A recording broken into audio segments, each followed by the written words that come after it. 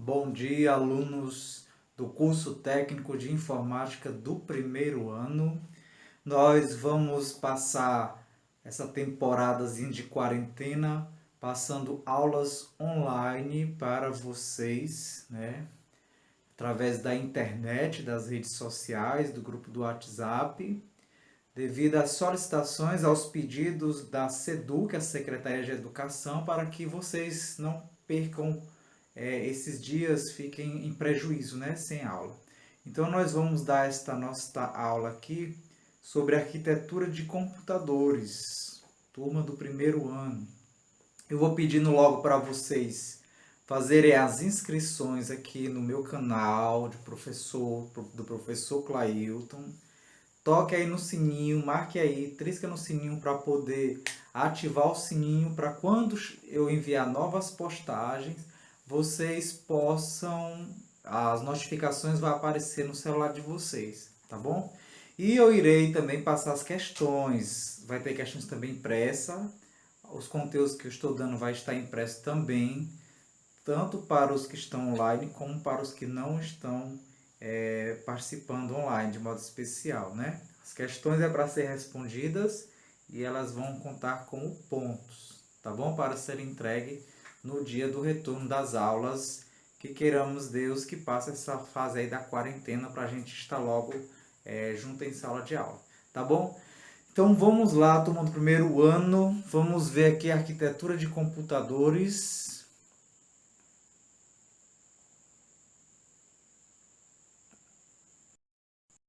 Então, só fazendo uma recapitulação, nós vimos as gerações dos computadores. Lembrando que geração, o G vem de geração. Se você ouvir falar em 4G, tecnologia 4G, seu celular é 4G, é 3G, o G quer dizer geração, certo? Então, recapitulando, nós vimos aí a geração zero dos computadores, chamados computadores mecânicos. Estão lembrados que eu falei, né? Esses computadores mecânicos, eles usavam as engrenagens. As engrenagens, o pessoal que moe a cana, vocês podem ver que tem as engrenagens, né? De moer a cana, aquelas engrenagens, a engrenagem, ela é mais ou menos assim, né? A engrenagem. Aí tem a rodinha aqui no meio, aí tem a outra pegando assim, né? Tá meu desenho aqui, não tá muito bonito, mas dá pra sair, né? Certo? E a engrenagem vai girando. Tudo bem? Então, os computadores, eles eram assim os primeiros, né? Movido a engrenagem. E a pessoa que mexia na engrenagem, que ficava movimentando ela, essas pessoas, elas eram como se fosse o programador, porque é o programa, os programas que os programadores criam é que faz o computador funcionar. E como nessa época não existia, então eram as pessoas que mexiam. Então vamos ver aqui. São exemplos dessa geração zero, além dos citados anteriormente, o mecanismo de Antikythera, a máquina de Pascal e a máquina de diferença de Babbage. A de Pascal, o mecanismo de Antikythera. Vou mostrar aqui para vocês só para a gente recapitular.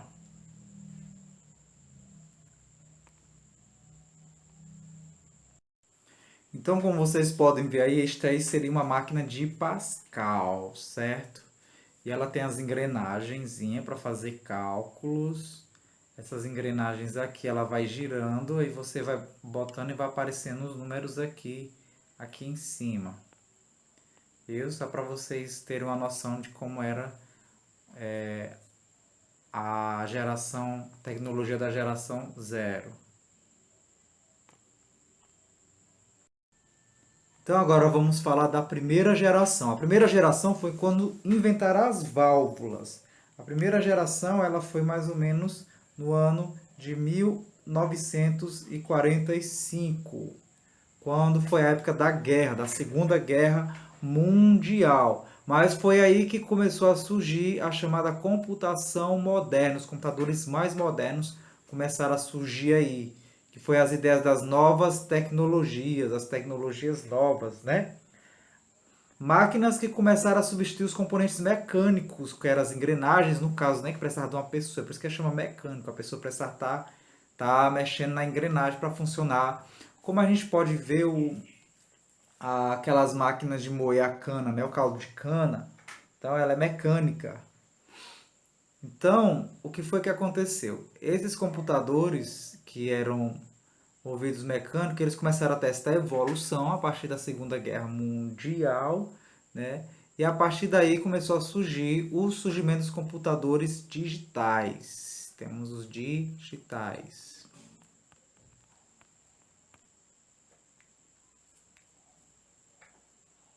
Então, por terem surgido os computadores digitais, passou a chamar os computadores da primeira geração. O que tinha esses computadores da primeira geração? Alguns dos componentes utilizados na fabricação desses computadores eram os relés. O que é o relé? O relé é tipo o interruptor. O interruptor de luz que liga e desliga, né? Para ligar e desligar. Os capacitores, eles são também como se fossem uns reservatórios de energia. Ficam dentro dos capacitores, umas pecinhas parecidas com as que vocês estão vendo aqui embaixo, os capacitores. E as famosas válvulas, que é o que nós vamos ver aqui na nossa aula, né? As válvulas. Para que é que elas servem, estas válvulas? As válvulas, elas possibilitam efetuar cálculos milhares de vezes mais rápido que os relés eletromecânicos. Né? Os relés eletromecânicos que eram os interruptores, como se fosse um interruptor, que liga e desliga. Aqui nós temos essa imagem aqui desta foto, ó, nós temos aqui uma válvula. Então foi o surgimento dessas válvulas aí.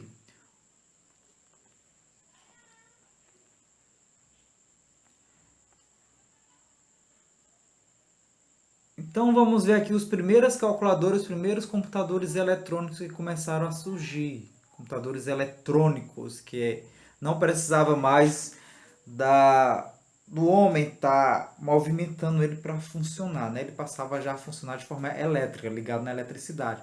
Temos aqui uns exemplos de alguns computadores, como o ENIAC.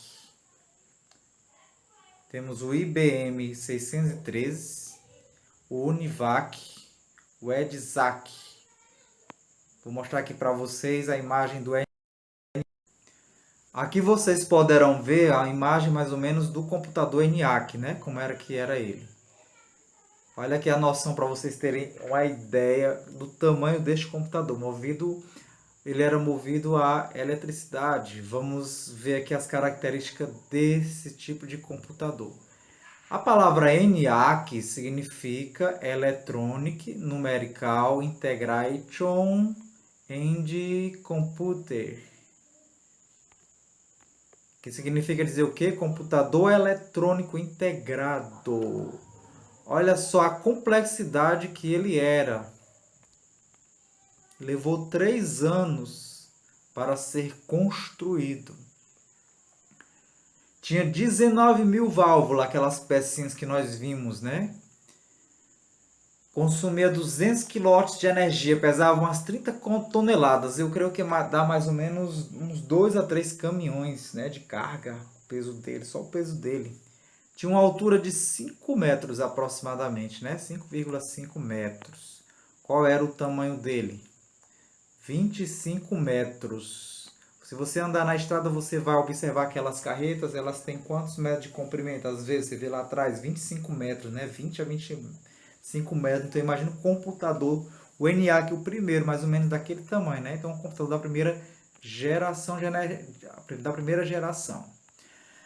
que eram as válvulas, consumia muita energia, era muito danoso, dava muito trabalho, ficava queimando muitas peças. Quem era técnico dessa época devia ganhar um bom dinheirinho, né? Mas então o que foi que aconteceu? O ENIAC, o cálculo dele se baseava através de tabelas balísticas para o exército americano, né? Ele era uma máquina decimal que fazia o quê? Ele usava não binária baseada em zeros e né? E sua programação envolvia a configuração de diversos cabos e chaves, como vocês viram lá na foto. O cara lá está mexendo nas chaves, né? Que vocês podem ver aqui, ó. Ele está mexendo as chaves do computador. Então, a partir daí surgiu o chamado modelo de Van Neumann. O que é isso aí? Modelo de Van Neumann. Vamos entender o modelo de Van Neumann. Primeiro vamos entender de onde foi que surgiu isso aí. Era um cientista chamado John Van Neumann. Geralmente quando alguém inventa algo, se coloca o nome da pessoa, né? Ele foi um matemático. O computador sempre está ligado à matemática. Tudo que o computador faz, ele realiza cálculos. Não foi isso que nós aprendemos? O computador, o processador, ele é uma máquina que realiza cálculos, instruções. Então ele viveu nos Estados Unidos. As ideias dele contribuíram para que os computadores sofressem uma evolução. Essa ideia dele ainda é sustentada até os dias de hoje. Ele foi o que propôs os elementos críticos de um sistema computacional. Nós vamos saber o que é isso, que é o chamado modelo de Von Neumann. Ou seja, os elementos fundamentais para que um computador passasse a funcionar. Foi ele que deu essa ideia aqui, ó, de uma memória física, que vocês viram as imagenzinhas de uma memória, não foi? No computador. O que é a memória do computador? Parecida com um cartãozinho de memória de celular, que onde ficavam armazenados os programas, né, que eram representados por 0 e 1. 0 e 1. Ele propôs a ideia da unidade lógica aritmética, a ULA. A ULA é o que, a ULA? A ULA é é a parte do computador que vai realizar cálculos. É a parte interna do computador. Na prática, nós iremos ver depois isso aí tudo, que eu espero que, quando nós formos para a prática, a gente não esteja mais em quarentena. O que é a ULA? A unidade lógica aritmética. Pelo nome aqui que vocês veem, ó, aritmética, A de aritmética e L de lógica. Ela vai fazer cálculos, vai executar operações, que seriam as instruções do programa. As instruções do programa. Ele tinha também o modelo de Van Neumann, ele tinha a unidade de controle. Tinha a unidade de controle, que é para fazer com que ele ia buscar um programa na memória. Então, o programa que era aberto lá na memória, ele iria aparecer aí, nessa instrução, para executar os dados de entrada e saída. Eu vou já explicar melhor para vocês aqui, para vocês entenderem. Então, existia também um equipamento de entrada e saída. O computador precisa de equipamento de entrada e saída. Entrada é o quê? O teclado. Você vai digitar e vai para dentro do computador. Saída é o quê? É a tela que você vai ver. O que você vai ver lá na imagem. Então, como era organizado isso, né? Como era que era organizado? Olha aqui. O computador, ele tem a memória. A memória, quando você abre o computador, aí tudo que está na tela do computador aberto, os programas que você abre, eles vão ficar aqui dentro da memória. Quando está aberto, ele está guardado aí dentro. Só que o computador ele tem também o que se chama a unidade de controle, que vai controlar, ele vai mandar ordens para a memória. Quando você clicar em algo para abrir, você quer abrir o Google, aí a unidade de controle que vai dar ordens e vai guardar na memória. Só que quem vai fazer todo o cálculo, que vai acumular tudo, é o que se chama a unidade aritmética. Ela vai calcular. Tudo isso é feito através de cálculos. Só que tudo isso aí inicia onde? Você usa um teclado, por exemplo, para digitar um nome. E quando você digita um nome, o que vai acontecer? Esse nome que você digitou, o nome do professor Clailton, você digitou o nome do professor Clailton. Este nome que você digitou vai para o que se chama a unidade lógica aritmética, que é o processador, que a gente conhece hoje como processador. Isso aí foi a ideia esse modelo, essa ideia do Von Neumann, entendeu? Foi ele que fez toda esta organização aí para o computador, para que ele funcionasse de uma forma melhor, de uma forma mais perfeita, mais avançada, porque tivesse toda essa organização. Então, quando você digita Aí o que você digitou, a ULA, a unidade lógica aritmética, ela vai processar aí as informações, o nome do professor Clailton vai aparecer aqui dentro. E aí, o que vai acontecer? O nome do professor Clailton vai para a unidade de controle e a unidade de controle vai mandar o meu nome para ser exibido na memória. Vamos supor que eu estou digitando lá no Word. Então vai aparecer o Word aqui na memória. Quando abre lá o Word, que você vê o Word aberto e digitou aqui dentro do Word, digitou o nome do professor Clailton, este papelzinho do Word aqui que está digitado está lá dentro da memória. Só que o que vai acontecer? A memória que botou aqui mas vai aparecer onde? Não é dentro da memória que vai aparecer. É na tela do seu computador. E aí é onde ele vai passar por aqui novamente. Vai vir aqui o papelzinho do hoje para mostrar para mim na saída. Certo? Aqui na saída, que seria a tela. Que na tela vai sair o meu nome, certo? Então foi essa ideia dele que ele propôs, o Van Neumann, para organizar melhor o computador, que é usado até hoje. E todo esse conjunto aqui, tudo isso aqui, ó, todo esse modelo aqui com memória, AULA, AUC, unidade de controle AUC, AULA, AULA, tudo isso é o que a gente chama hoje de CPU, ou processador, certo? É a CPU. Hoje está tudo junto. Antes era separado, era tudo separado assim. As peças, porque isso é uma peça de dentro do computador. A CPU é uma peça que nós vimos, né? Um chip que fica dentro. Entendido?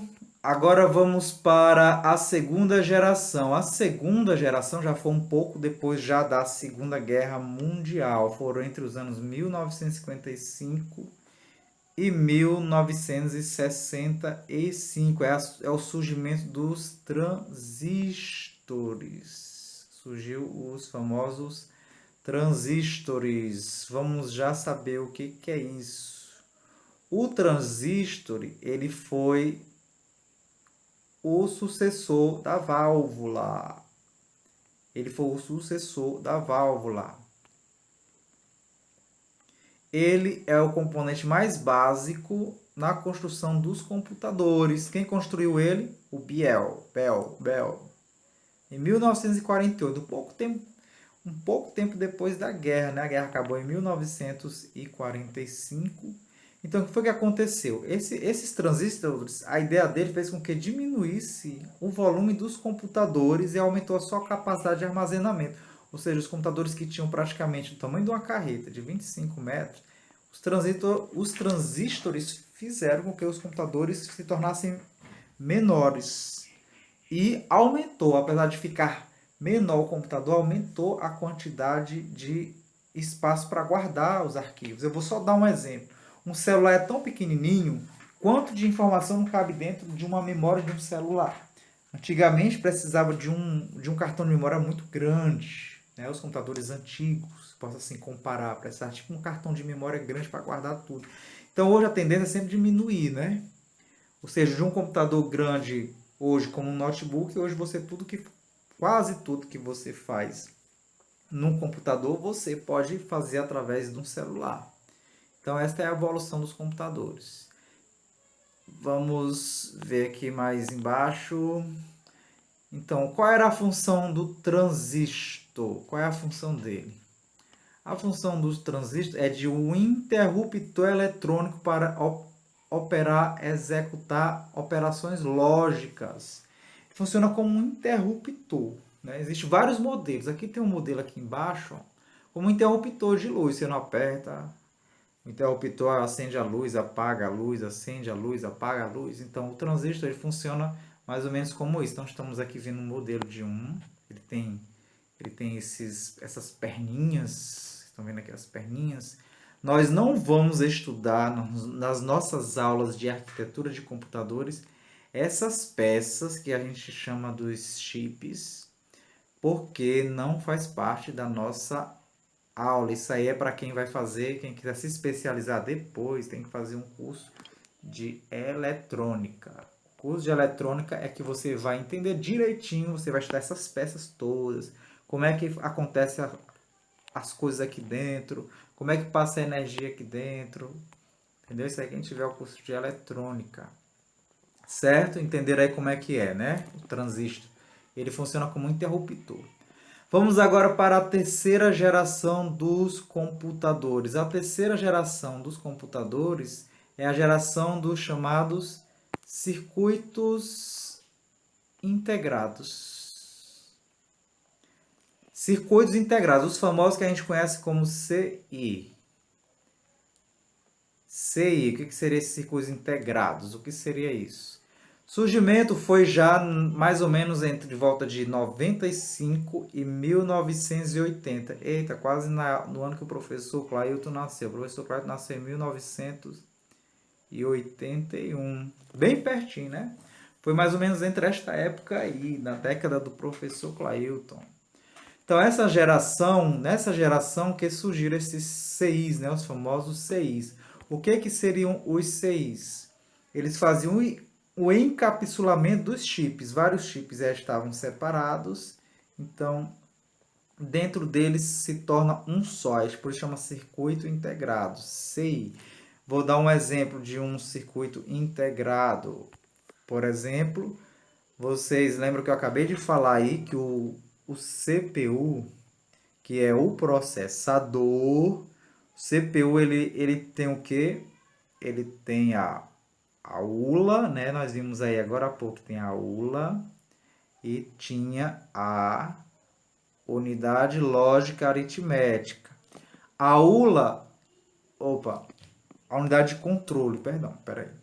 A CPU, ela tem a unidade de controle e tem a ULA, a unidade lógica aritmética. Essas coisinhas aí, elas são duas peças. Elas são duas peças. Aqui é uma peça, um chipzinho pequeno, aqui é outro chipzinho. Então, como é que passa a energia de um para o outro? Existe o chamado aqui, é o barramento, é um contato por dentro, certo? Aí esse contato vai para a memória, a RAM, memória, e vai fazendo a comunicação, que daqui vai para o teclado, né, através do cabo, que o teclado não é de entrada. Então, qual foi a ideia do surgimento dos circuitos integrados? Só que detalhe, olha só, apesar de ser dois chips aqui dentro, o caminho que o circuito, a eletricidade passa, ele demora. Apesar da gente achar que é rápido, mas daqui da ULA, daqui para cá, vai passar energia atravessando, né? Como se fosse uma ponte aqui. Vai atravessando. Isso demora. Então, assim, para nós, é claro, é rápido, mas para a computação naquela época demorava, por isso os computadores eram lentos, por causa da distância que ia. Então, com o surgimento dos circuitos integrados, o que foi que aconteceu? Isso aqui se tornou um só chip.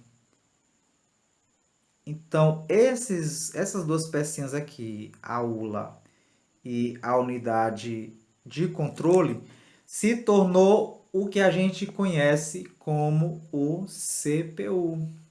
A CPU, que é o processador, é um só chip. E sendo um só chip a CPU agora, aqui dentro tem a unidade. Dentro da CPU tem a unidade de controle e tem a unidade lógica aritmética. Aí dentro o que acontece? Ao invés de estar aquelas ligações só tem uma ligação aqui agora. Ó. Da CPU vai chegar até no teclado. E da CPU vai ligar para a memória. Então, seria mais rápido. Então, o circuito integrado, ele junta vários circuitos dentro de um só. Fica vários dentro. Foi isso o surgimento. E todo esse processo de juntar, de ficar tudo dentro de um só, se chama encapsulamento. Então, tudo fica encapsulado, certo? Então, vamos aqui para... Aqui, vamos ver aqui como é que é um circuito integrado. Aqui é um exemplo de circuito integrado. Certo? Aqui o circuitozinho, parecido com o processador. Então, essa pecinha aqui, ó. Estão vendo aí como é que ela é, né? Vamos agora para a quarta geração. A quarta geração é a geração dos microprocessadores. É a geração onde surgiu o propriamente dito CPU, os processadores. Até então, nós vimos que na segunda geração surgiu quem? Nós vimos na segunda geração foram a unidade lógica, a unidade de controle e a unidade lógica aritmética com von Neumann, foi? Que era separado esses chips. Como na terceira geração surgiu os circuitos integrados, os CIs, que fez com que isso aqui ficasse encapsulado dentro de um só, ficou encapsulado, facilitou para o aperfeiçoamento e surgimento dos processadores. Por quê? A unidade de controle, ela já controlava todas as informações que passavam dentro do computador. E a unidade lógica aritmética faz o cálculo. Então, tudo isso aqui já era um tipo de processador. Então, com o surgimento dos circuitos integrados, surgiu o processador, essa união toda, essa fusão, né, chamado encapsulamento. Então, hoje existem diversos tamanhos de processadores, as funções deles são diversas, eles são super inteligentes. Tanto é que você vai abrir um computador, ele abre rápido, o celular ele também tem processador, tudo acontece de forma muito rápida. Então, o que o processador faz? Os microprocessadores. Os microprocessadores, eles realizam instruções. Você vai dar um comando e ele vai fazer uma instrução. O que é uma instrução? Se eu digo para você como é que você tem que chegar lá em Teresina, eu vou te dar as instruções, né? Ó, você vai ter que ir por aqui, você vai ter que pegar o ônibus ali na rodoviária. O ônibus vai parar várias vezes aí para você saber se você não conhece a cidade de Teresina. Aí quando você chega lá, você diga para o motorista que quer descer lá no Planalto Uruguai. Do Planalto Uruguai, quando você descer, você vai descer na parada, na chamada conhecida rodoviária dos pobres. E aí a rodoviária dos pobres, quando você chegar lá, e você liga para mim que eu vou lhe buscar. Ou seja, tudo isso, todo esse processo de lá de Alto Longar até a rodoviária dos pobres em Teresina, são as instruções que eu falei, as instruções que eu disse para você, eu te instruí. Então, o processador ele faz instrução, ele vai dizer o que é para fazer.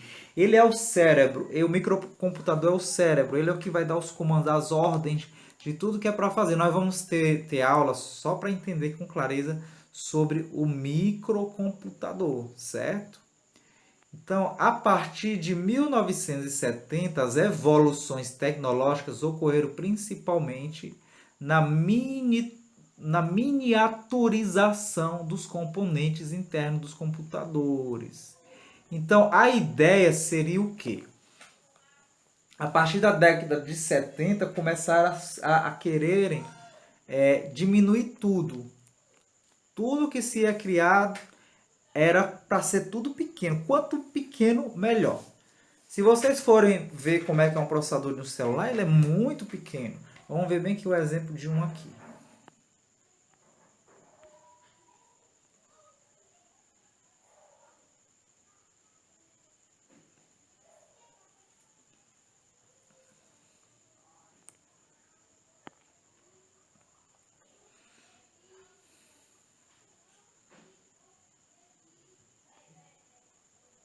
Então nós podemos ver aqui, ó, um processador, certo? O chipzinho. Ele é quase mais ou menos deste tamanho aqui mesmo. Processador. Ele está aqui, essa parte que vocês estão vendo, cheia de... Parece espinhozinhos, ó. Estão vendo aqui? São tudo assim, como se fosse um monte de espinhos. Que é para encaixar, que isso aqui é para os contatos deste chip. Então aqui é um microprocessador, aquele virado de baixo, e aqui ele é virado para cima, aqui as costas do processador, só para vocês terem uma ideia. O tamanho dele ele é mais ou menos esse tamanho mesmo que eu estou mostrando aqui para vocês no celular. Mais ou menos desse tamanho este chip, que é o processador. Esse aqui é a CPU, que se chama Unidade de Processamento Central, que é em inglês. Para a nossa tradução na nossa linguagem portuguesa, se chama UCP. Unidade Central de Processamento. Em português é assim que a gente diz, é UCP, Unidade Central de Processamento. Nós vamos depois, nas próximas aulas, nós vamos entender melhor sobre ele, certo? Então, qual vai ser o nosso futuro? O nosso futuro, a tendência vai ser de computadores cada vez mais potentes. Aí a gente viu até a quarta geração dos computadores. Hoje nós já estamos na chamada quinta geração. A quinta geração é a geração dos hologramas. Eu vou mostrar a vocês bem aqui dos hologramas.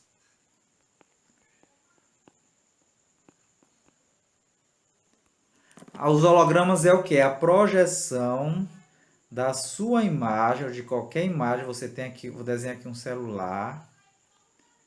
Então tá aqui um celular, certo? Quando você liga, em vez de ser o vídeo que vai aparecer para você, o que vai acontecer? Ele vai fazer a projeção, você vai ligar aqui o aparelho e ele vai mandar luz para um determinado local, no chão, não sei, na mesa, e você vai aparecer lá e vai ficar falando. Eu vou mostrar aqui para nós vermos como é que é a quinta geração, que é o futuro. A quinta geração ela já está sendo difundida pelo mundo para ser estabelecida. Lá na China já está muito evoluído essa questão da quinta geração. Tanto é que eles fizeram uma apresentação holográfica da quinta geração. E eu vou mostrar para vocês essa apresentaçãozinha para vocês entenderem um pouquinho melhor sobre a quinta geração. Que isso é a nossa evolução dos computadores, das tecnologias, que elas vão cada vez mais evoluindo. Eu vou botar aqui agora o videozinho para vocês verem do holograma do dragão. Vocês vão ver nesse vídeo, vai mostrar o que? Foi uma apresentação para mostrar a tecnologia da quinta geração num estádio de futebol lá na China. O pessoal estava no estádio e de repente apareceu um dragão, porque isso aí foi através de uma projeção holográfica. Né? Por exemplo, o exemplo não vou muito distante não, para vocês verem que isso não é tão difícil. Quando a gente passa a aula no slide para você, no projetor, não está projetando na parede, está saindo o que está no meu computador, não está aparecendo na parede. Só que ao invés de precisar de parede para poder vocês verem alguma imagem, ela vai ficar praticamente no meio do nada. Né? Vai parecer mesmo como se fosse real. Então vamos ver aqui o vídeo que vai mostrar isso.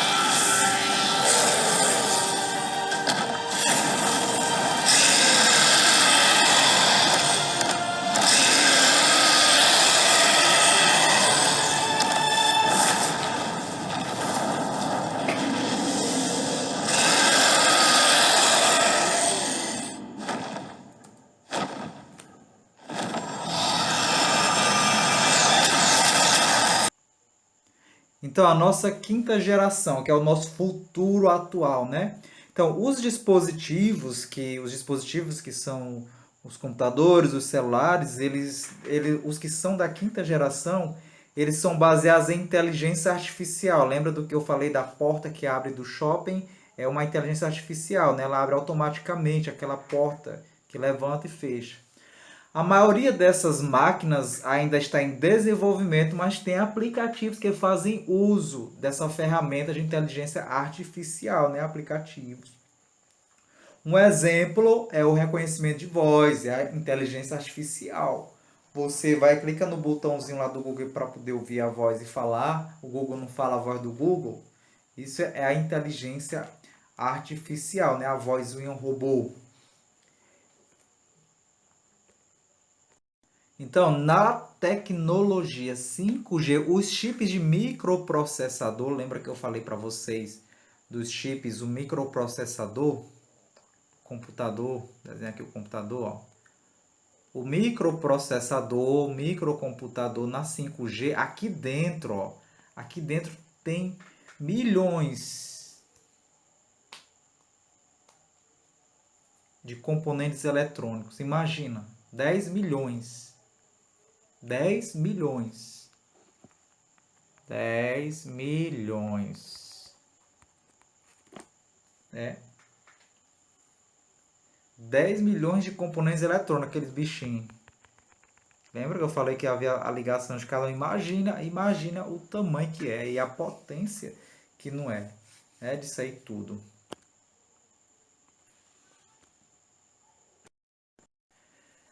Então, essa geração 5G é baseada numa junção, no paralelo, numa mistura entre hardware e software, a parte física e a lógica do computador, né, de inteligência artificial, como a máquina que abre, é a parte física, ela abre lá a porta do shopping automática, e a parte software que dá os comandos. Então, há uma junção dos dois, o físico, o software manda no físico e o físico obedece, entendeu? Então é isso que está baseado a essa geração, né? Que interpreta os modos necessários para fazer os computadores pensarem como seres humanos. Então o objetivo é esse. Para abrir a porta, ela vai abrir a porta, vai pensar como ser humano, como porteiro. Foi projetado para pensar igual ao porteiro, a inteligência artificial. Quando o carro chega perto do shopping, tem lá a bocazinha para poder botar aquele papelzinho, um cartãozinho que você recebe, aí bota dentro do aparelhozinho, ou então passa só a barrazinha do cartão da barrazinha de código, e aí ele faz a leitura, e aí a porta se abre, então vai pensar como ser humano. Então esse é um dos objetivos, né?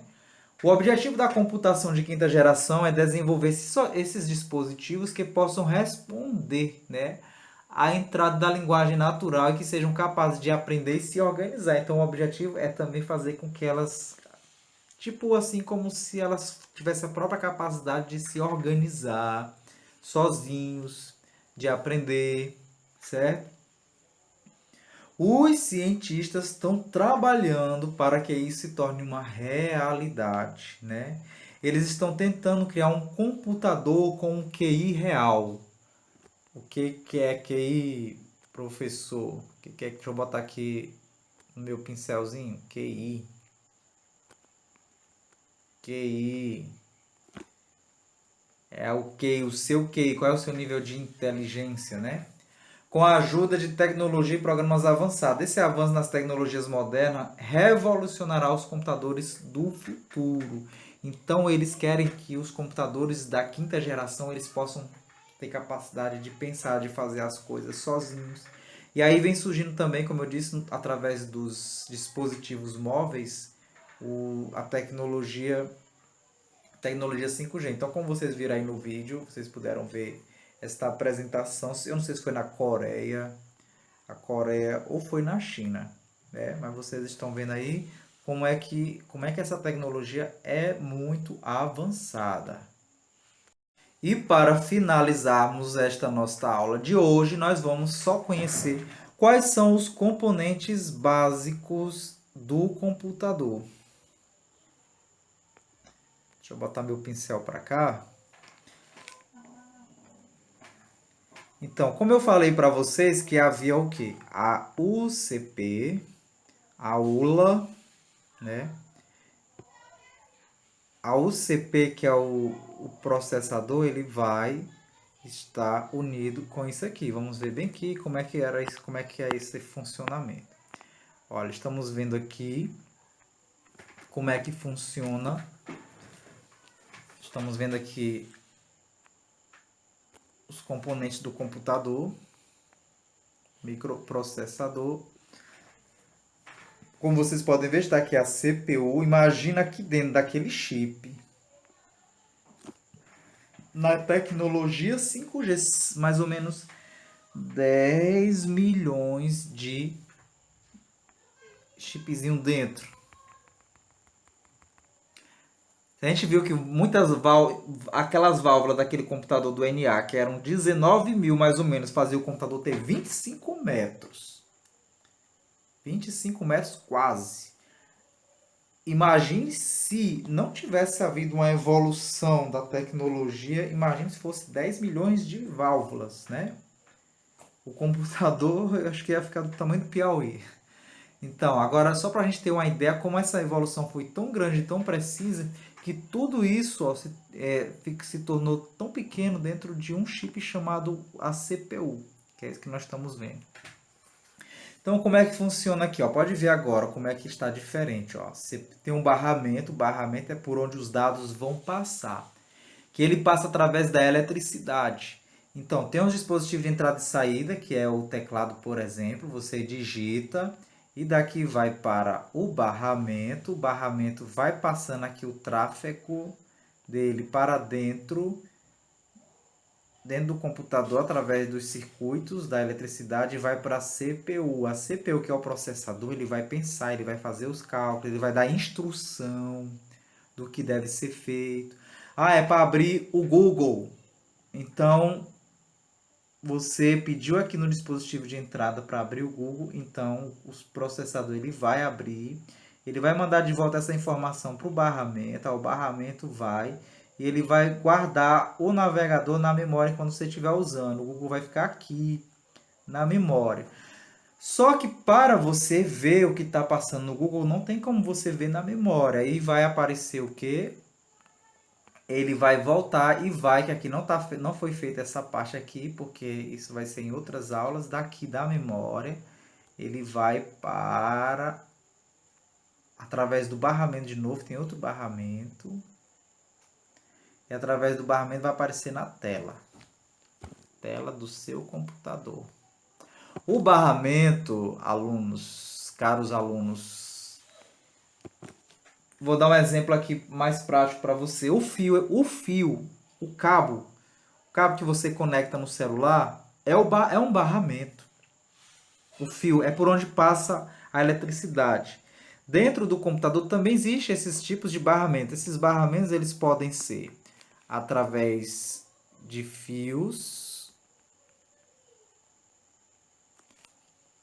ou eles podem ser através do que a gente chama trilhas, que são como se fosse uns chipzinhos, umas trilhas, uns caminhãozinhos que fica dentro, bem pequenininho, por onde o circuito vai passar da placa-mãe, dentro da placa-mãe do computador. Tá bom? Então eu espero que vocês possam ter entendido essas aulas de hoje. Eu vou passar as atividades, as questões para vocês responderem. Isso vai ser cobrado, vai valer nota, vai valer ponto para ser entregue quando acabar toda essa quarentena, tá bom? Então, eu peço que vocês estudem direitinho com calma, vejam os conteúdos, tá bom? Vocês vão ver os conteúdos direitinho, vão ver tudo isso com calma. Revejam se não entendeu, não esqueçam de fazer a inscrição aqui. Faça agora, aperte aí para fazer a inscrição e toca no sininho. E vamos mantendo contato aí online de alguma forma ou pelo WhatsApp, tá bom? E aí qualquer coisa, qualquer dúvida, a gente mantém contato nos grupos do WhatsApp ou por aqui mesmo pelo YouTube, tá bom? Então um abração, fique com Deus e até a próxima aula, próxima semana, tá bom?